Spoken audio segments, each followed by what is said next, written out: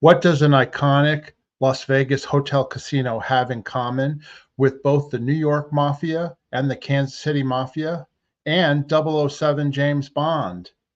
Well, we're about to implode some of our history here in Las Vegas, and I'm going to tell you the story. Stay tuned.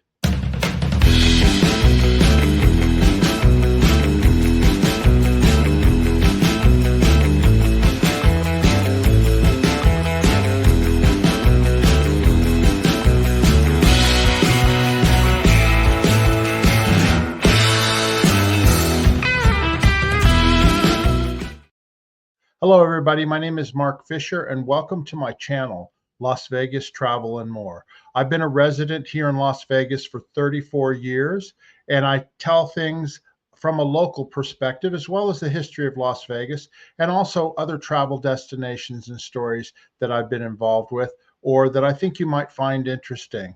Today, I'm going to tell you the story about the Tropicana Hotel and Casino, which recently closed.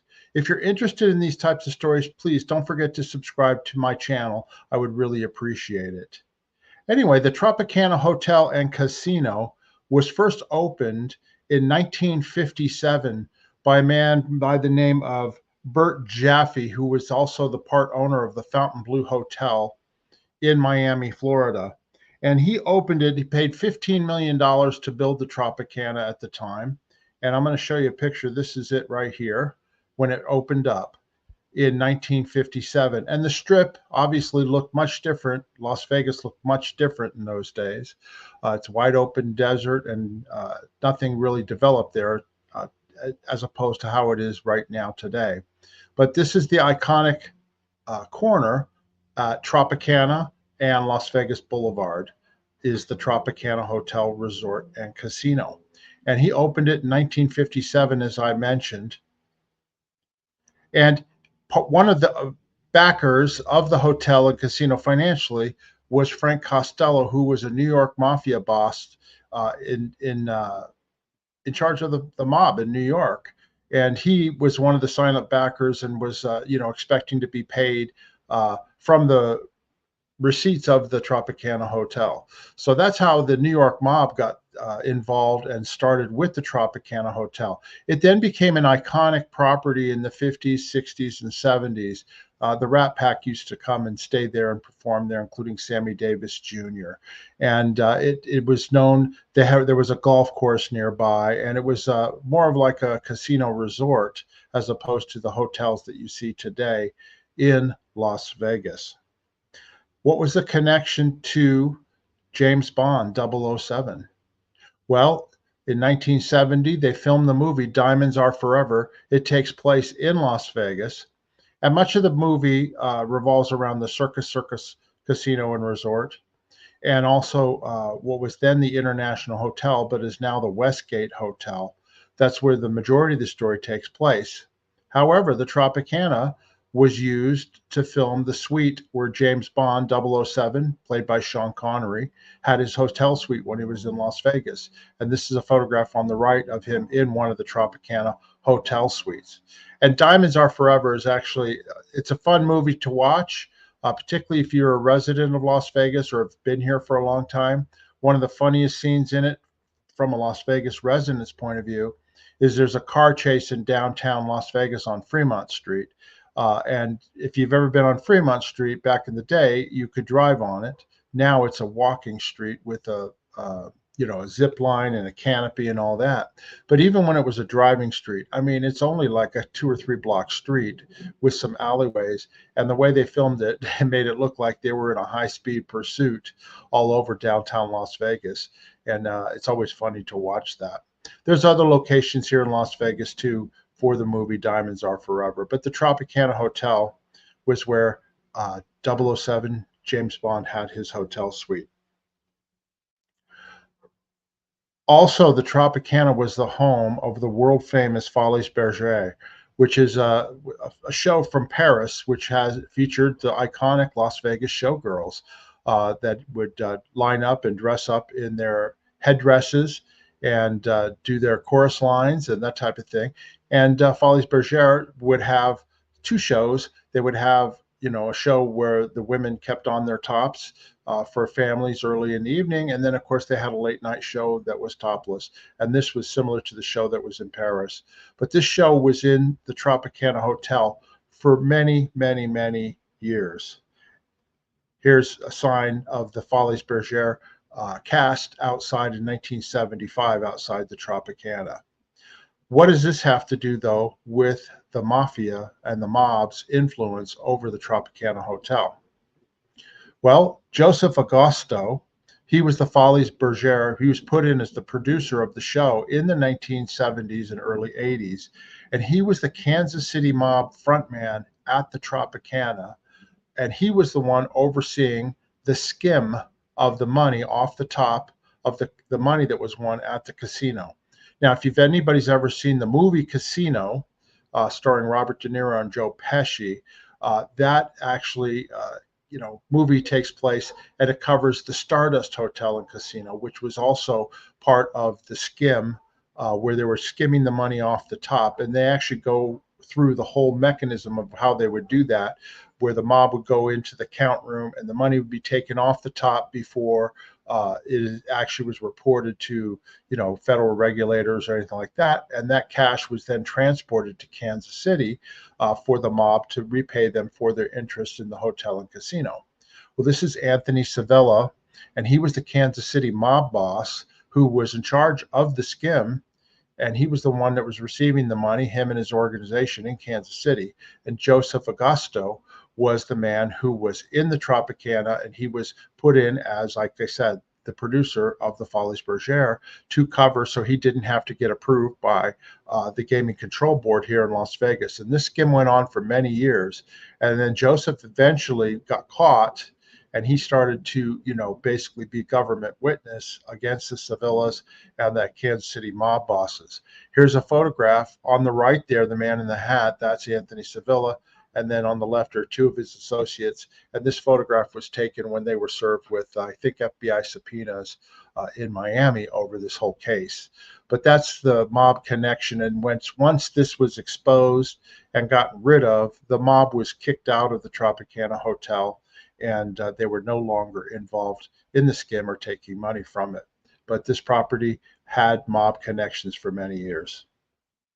Here's the Tropicana as it looked recently before they closed down. Now, they closed down about 2 or 3 months ago, and there's a reason why they closed, and I'm going to go over that with you.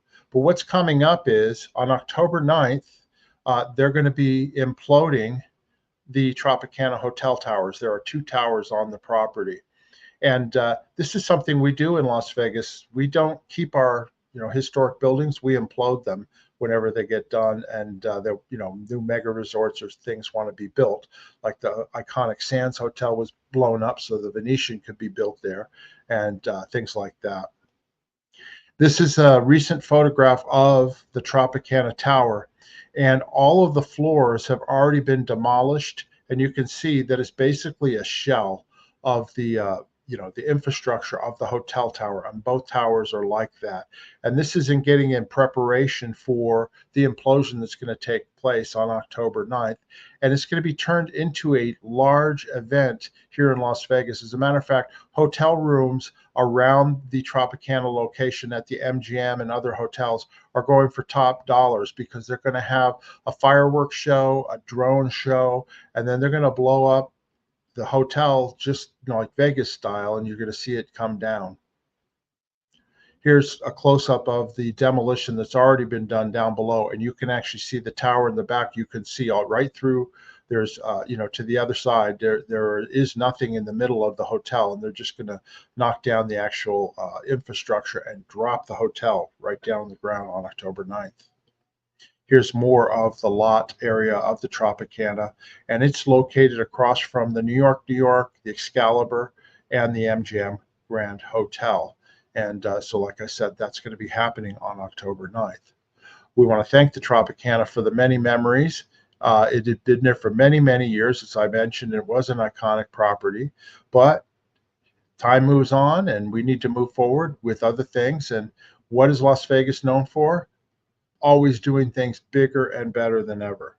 So what's going to replace the Tropicana on that location site? It's going to be a domed baseball stadium for the Oakland Athletics, who are moving to Las Vegas. It's already been approved by Major League Baseball, and they're going to be the Las Vegas Athletics. And on that site at the Tropicana and Las Vegas Boulevard, they're going to build a baseball stadium, which is kind of catty corner to the T-Mobile Arena where our Las Vegas Golden Knights play. And then also about a mile away is the Allegiant Stadium where the Las Vegas Raiders and the NFL play football. This is an artist rendition design of what the stadium is going to look like. It almost looks like the Sydney Opera House, but it's going to be actually pretty cool. It's actually going to be not open air. That's actually glass or some kind of translucent material that when you look out from home plate, you're going to be able to see the Las Vegas Strip through there. And there's like a canopy roof over the top. So it's going to be air conditioned to keep people cool in the hot summer months when they're playing baseball. And the stadium itself, here's another picture of it here, looking from the outfield in towards home plate. The stadium itself is going to only seat 35,000 people, and it's going to have standing room for 3,000 people. And it's going to cost $1.5 billion to build. It's not going to be ready until 2028. Just recently, the Las Vegas or the Oakland Athletics, they held a seminar for different contractors in order to brief them on the plans and to elicit contractors who are going to want to work on the stadium and get it built. It's going to employ a lot of people in the construction of the stadium. And then, of course, once it's open, it'll employ a lot of other Las Vegans. But it's going to be quite something to see. And like I said, it's not going to be ready until 2028, 3 years. So the Oakland A's are continuing to play in Oakland this season, and then they're going to be playing games, I think, in Sacramento, California, or Salt Lake City, something like that, in the interim until they can actually open up in the stadium here in Las Vegas. And as I said here, they're going to play ball in 2028. Pretty amazing what we do here in Las Vegas in terms of our infrastructure and the stadiums. Now, a lot of people are concerned about traffic. So far we've been able to manage it with the T-Mobile Arena and all those different casinos and hotels that are right there. The location is right near the airport, but Elon Musk is building his tunnel system where you're going to be able to take an underground electronic train to and from the different locations and casinos in Las Vegas. And then, of course, we've had no trouble with the Allegiant Stadium or T-Mobile. A lot of locals take buses. They'll take charter buses from the outer casinos and then come into the games for like $2.50 and then take it back. So there hasn't been a lot of car traffic. But the other thing too is that the Oakland Athletics are counting on a lot of people coming to see their teams when they play in Las Vegas, and they'll stay in the hotels and casinos. The other thing that's planned on that property location where the new ballpark is going to be is going to be a hotel, not a non-gaming hotel, also to house fans and I think maybe the teams as well. So they've got big plans for the location, but that's what's going on here as far as the Tropicana Hotel and Casino, its connections to the New York and Kansas City Mafia, and of course to 007 James Bond. Please subscribe to my channel, Las Vegas Travel and More. I cover stories like this, and like I said, travel not just here in Las Vegas from a local's point of view. I give you restaurant suggestions, places to eat, things to do that don't cost a lot of money. So if you're interested in that type of thing, please subscribe to my channel. If you've got any questions or comments regarding this video and what I've talked about, just go down below in the comment section. I read them all. And if you'd like to support the channel, you can buy me a coffee. Just go down there in the description. There's a link where you can buy me a coffee, and the money that I get from it just goes back into this channel and that type of thing.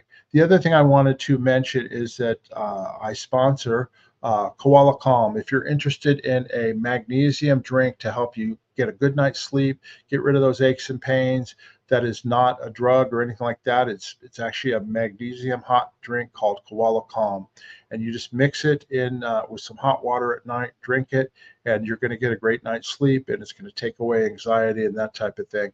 And this product is produced and run by my partner in my other channel, Janice Gillum Grady. So if you're interested in that type of thing, there's a link down below. You can go down there and order Koala Calm, and we will get it shipped out to you. So I want to mention that to you, and I hope that it's something that you find that's useful for you and that you will enjoy.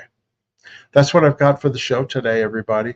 I hope you enjoy it. Like I said, if you're interested, please subscribe. Please hit the like and notification button, and we'll see you next time. Bye-bye.